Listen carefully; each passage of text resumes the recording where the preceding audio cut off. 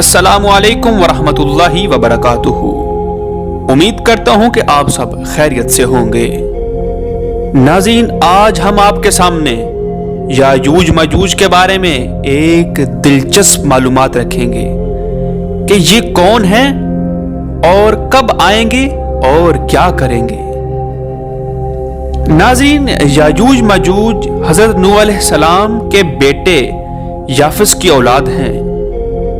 वो फितना फसाद, कत्लो गारत और इंसानों से जुल्म व सितम और इंसानों के साथ नाइंसाफ़ी किया करते थे और इनकी नाइंसाफ़ी इंतहा दर्जे पर थी।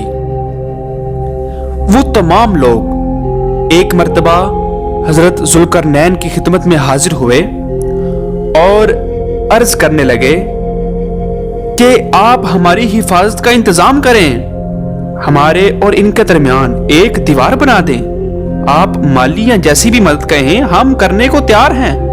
हज़रत ज़ुल्करनैन रहमतुल्लाह अलैह ने फरमाया, मुझे आपके माली ताउन की ज़रूरत नहीं, बस आप दीवार की तामीर में मेरी मदद कर दें। वो सब आपके साथ हो गए। फिर आपने याजूज मजूज के आगे दीवार तामीर करके क़यामत तक के लिए इनको बंद कर दिया।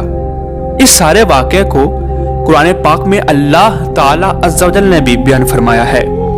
नाज़रीन, याजूज मजूज का ज़ाहिर होना क़यामत की निशानियों में से है।